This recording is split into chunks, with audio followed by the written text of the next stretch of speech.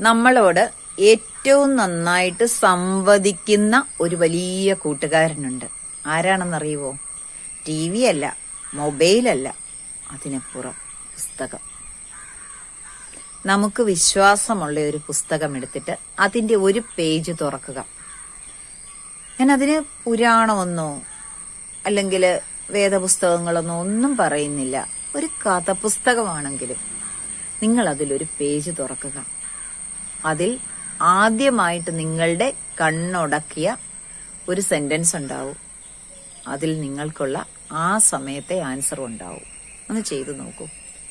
പുസ്തകങ്ങളെ സ്നേഹിക്കാൻ തുടങ്ങിയാൽ നമ്മളെ കൃത്യമായ വഴിയിലൂടെ കൊണ്ടുപോകുന്ന ഒരാളായിരിക്കും പുസ്തകം.